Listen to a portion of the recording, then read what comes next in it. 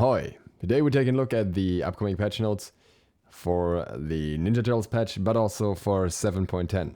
So this is going to be the patch notes review, the balance side of things mostly. Quick look at the skins from the bonus balance here first. Those are the ones, we've already seen them earlier today. And with that, let's right on move into the item changes. The first one is 1 to Heartseeker. Decrease the bonus damage from 3 to 6% to 2 to 5% of the target's maximum health. So 1% down across all ranks. The range of damage still scales off the owner's power at the same rate. So essentially you lose some damage at any point. This is mainly to nerf assassins because they're apparently doing too much damage against tanks. I didn't really see this as a major issue, to be honest, but maybe I'm biased here. But even as a tank, I didn't really see much of a problem. I think the bigger problem right now are actually specific hunter builds that are very hard to counter as a tank, because hunter counter items are just not that good anymore. That's just my take though, but I'm okay with this nerf anyways. It's not like something super crazy either way, just a bit surprising. Serrated Edge gets a nerfs, decrease the movement speed from 10% to 7%. This one, I can kind of see why, because 10% is a lot for a single item, outside of boots obviously. It's kind of still a bit of a toss-up to me in terms of how good Serrated Edge actually is. I feel like in some situations it's really overrated, on some guards it's really overrated. And yeah, I'll still have to crunch my numbers for this one to really justify any changes to it fully, or not, rather.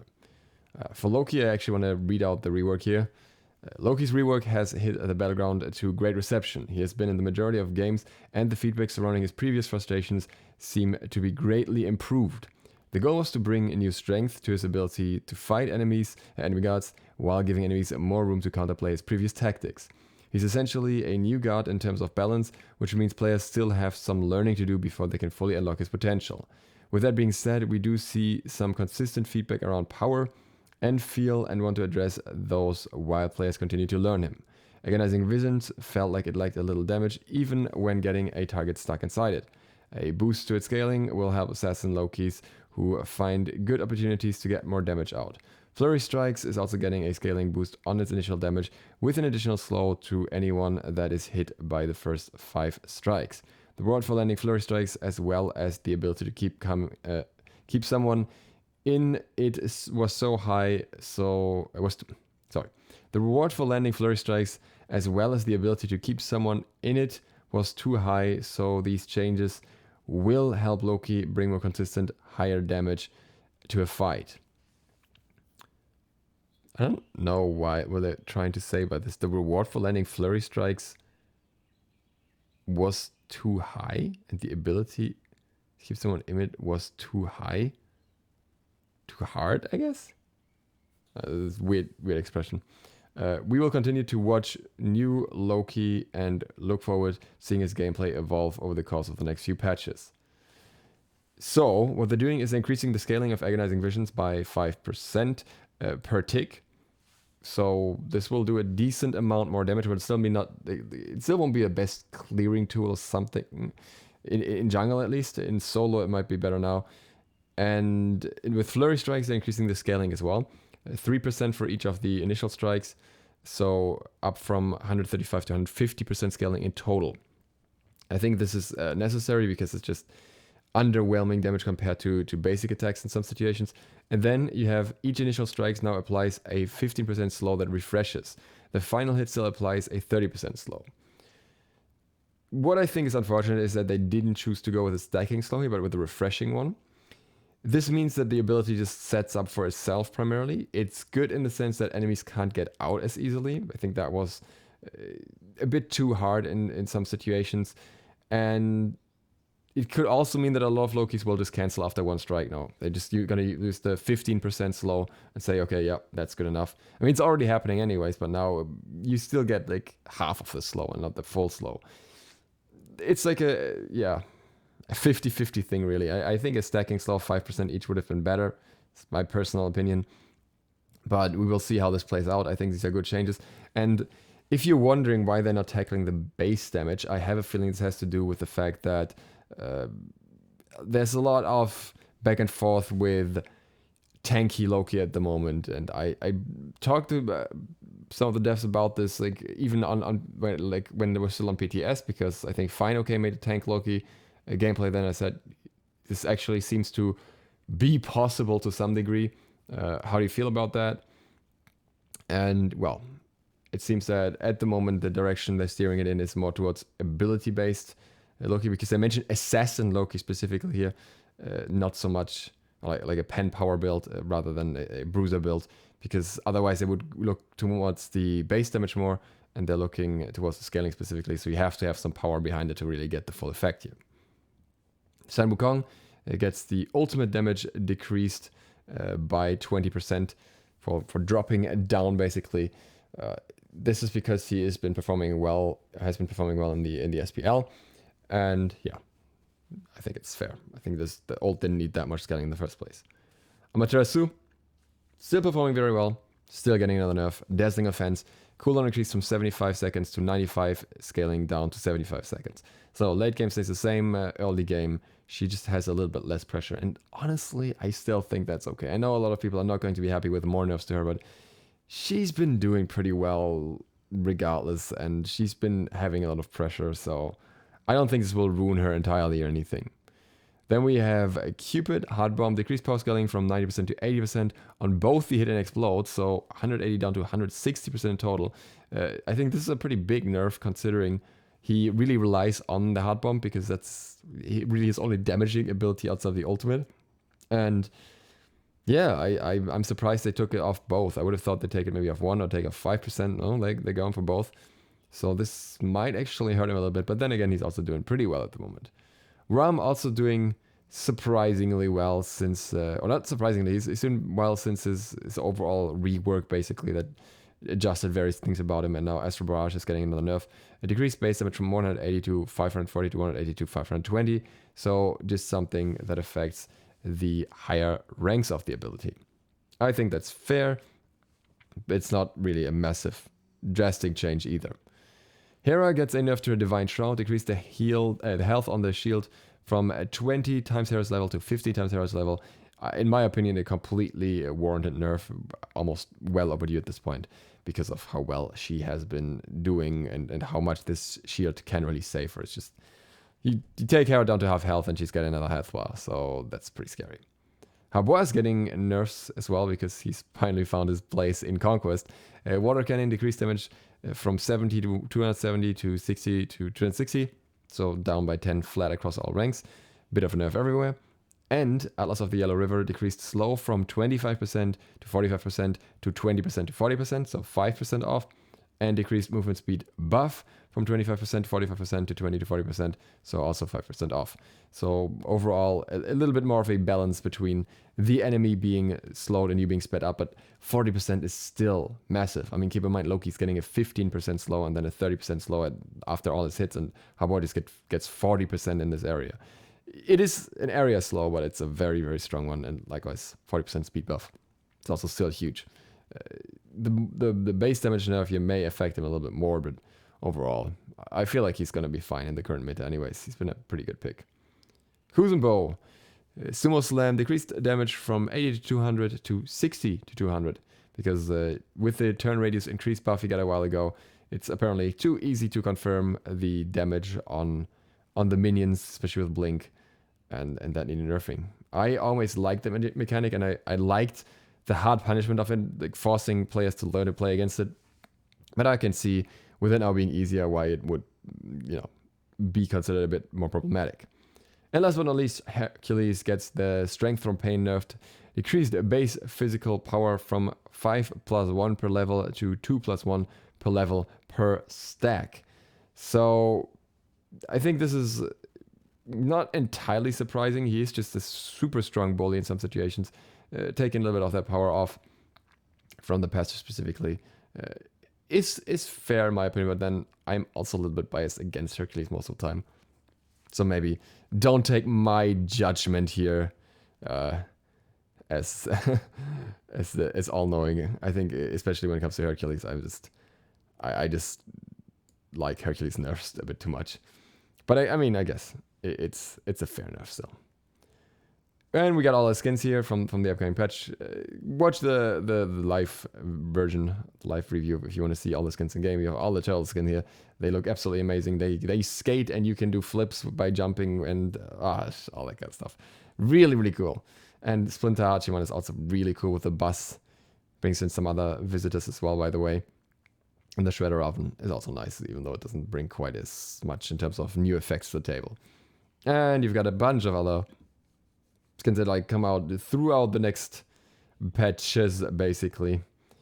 And then, yeah, we have the release schedule here of all the other stuff, the radical tests and everything. This is because, like, if you're wondering why so much, is because this patch comes with a 6-week cycle instead of the normal 4-week cycle until the next patch. So we have to wait a little bit longer.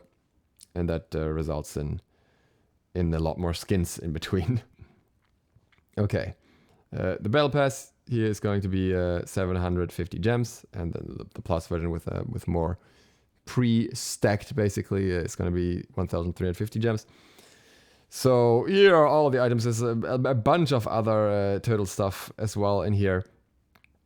Casey Jones stuff, April O'Neil stuff, who are the ones that are in the car with Master Splinter.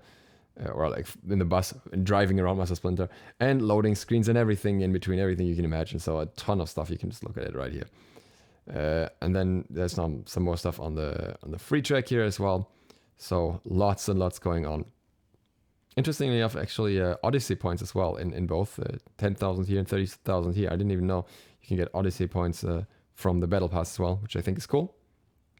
And then Domination, Celestial Domination is coming back, and I'm super excited for that. They didn't even mention it in the patch notes.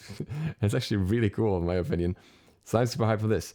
Teams with only 1 capture point will now continue to deduct tickets from an enemy team, although at a lesser rate than when owning 2 points. Oh, that's cool. So they're balancing it a little bit. Decrease the overall source of XP on the map as players were far leveling their item builds, and decrease the recharge time after a Jin is killed from 30 seconds to 5 seconds. Huh.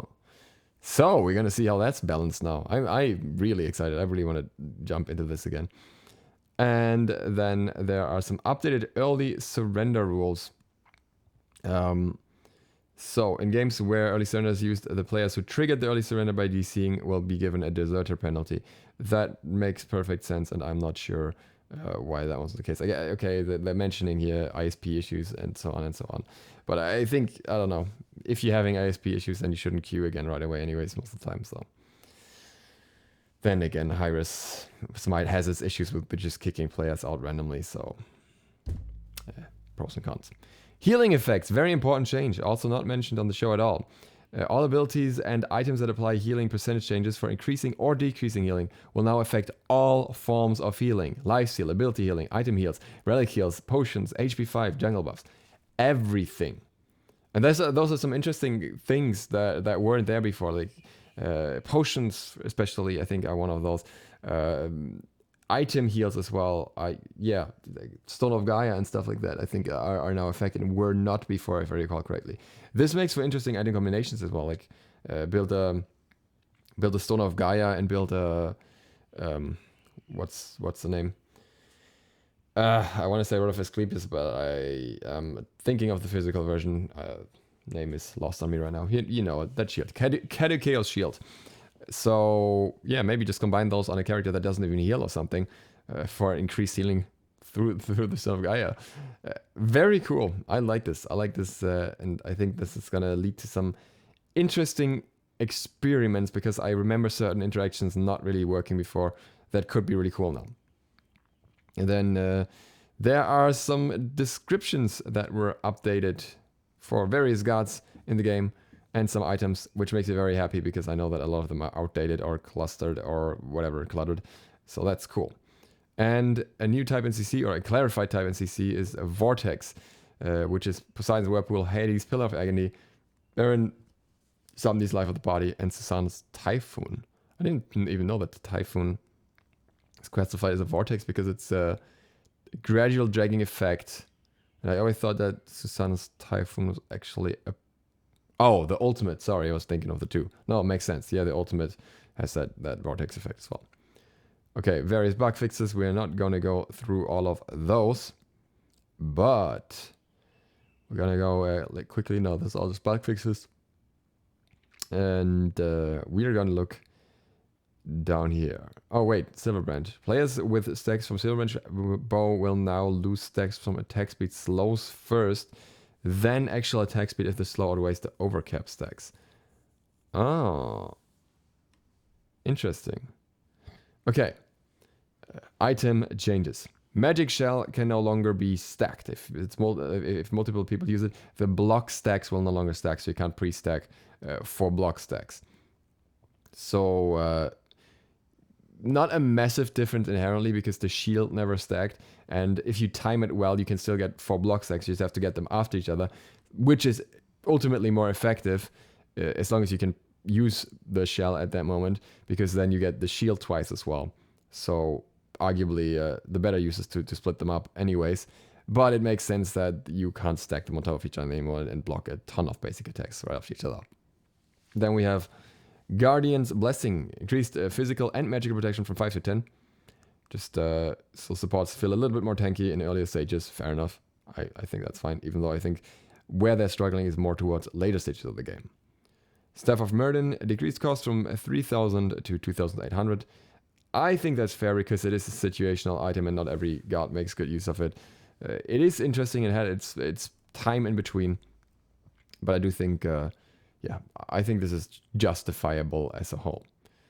And this is probably the biggest patch change here, like right here. There's another one that's also really big, but this one, NOX Shadow Lock, now deals. Okay, that's still a bit messy.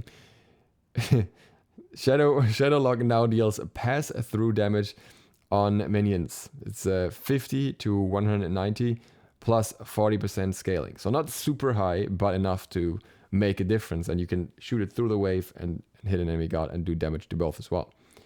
As this ability is now able to hit multiple targets, its lifesteal multiplier is being decreased from 100 to 33. So a bit of a nerf that comes with it, but I am certain that at least in Conquest, the pros strongly outweigh the cons here, and it makes me very happy. I really want to try this on Nox. I want to try it in every lane.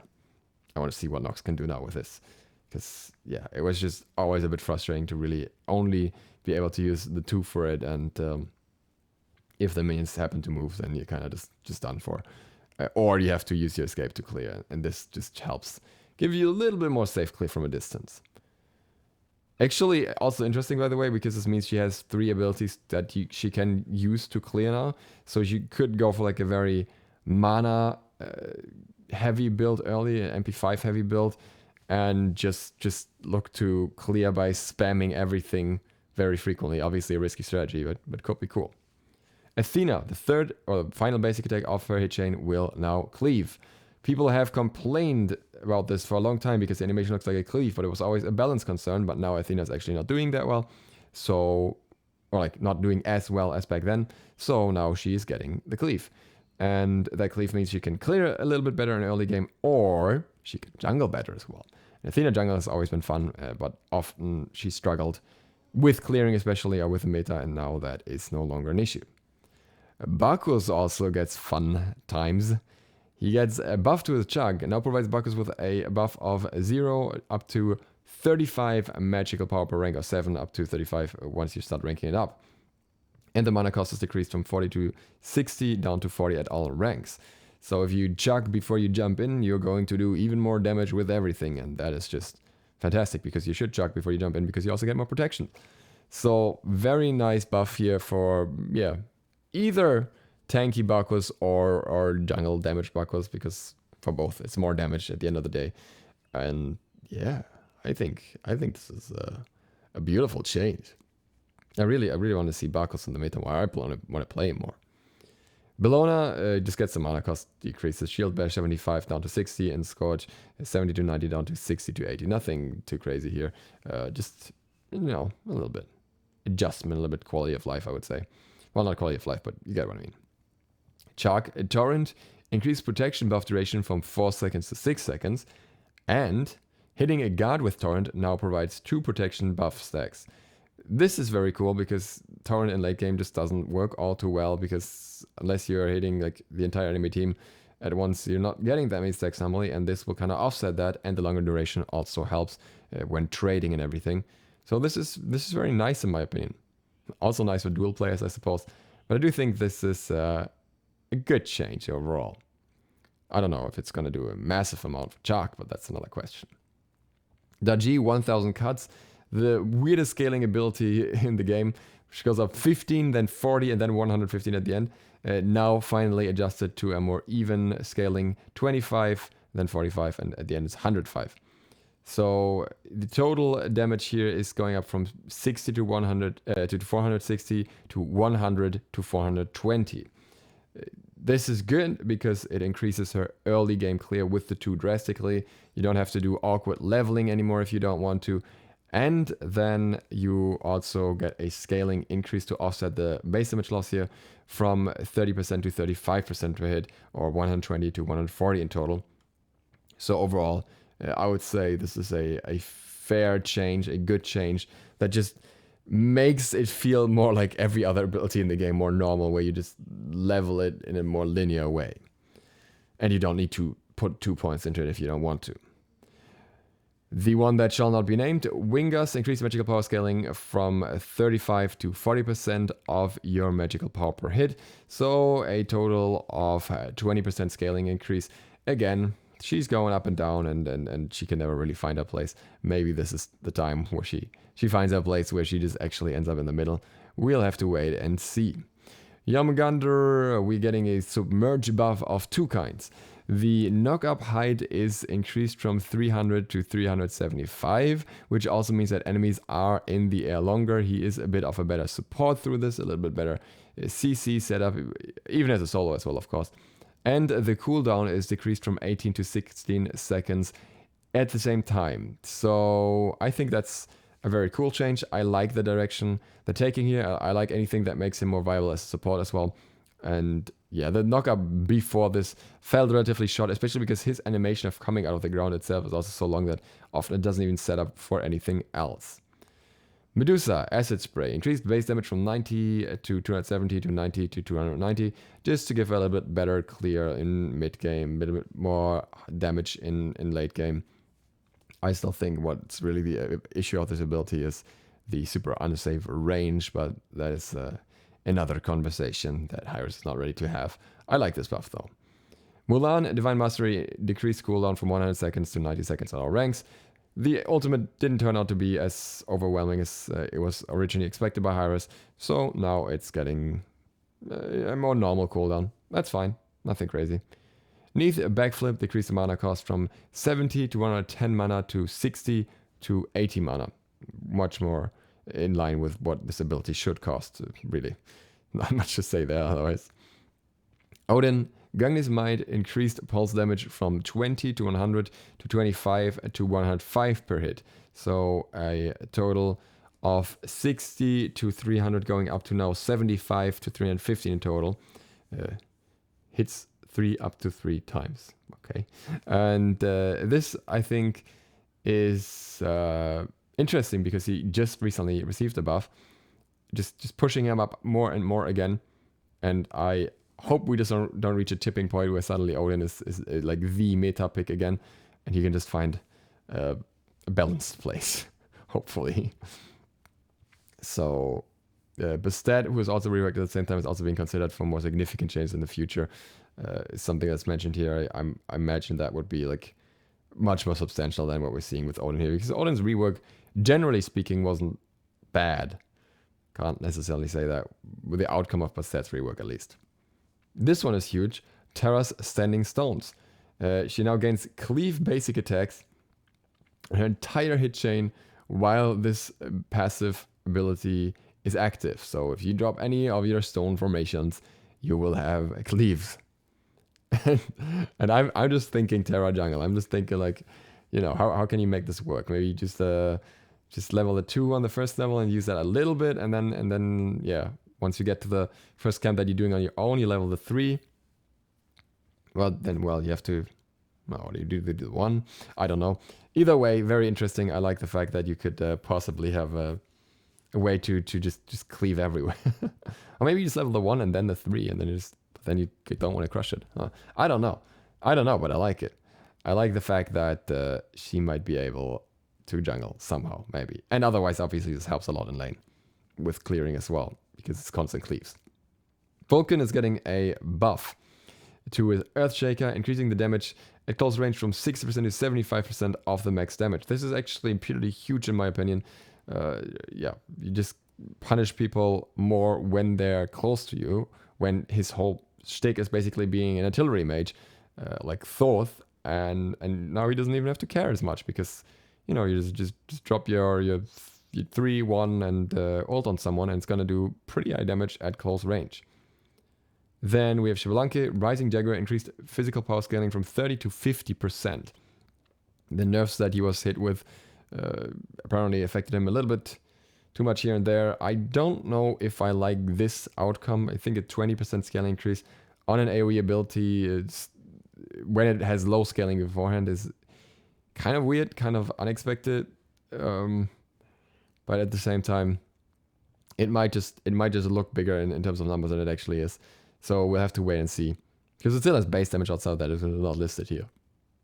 And then last but not least, we have Xiongqi with multiple buffs. Book of Demons increased base damage from 60 to 280 to 80 to 300, so 20 across all ranks, which is especially interesting as well, because the first rank is what the one you want to have for like most of the match. Like usually we're leveling the 1 and or the 2 before you're leveling the 3. Depends. You can obviously level differently as well, but that's what I most frequently see in the ultimate as well.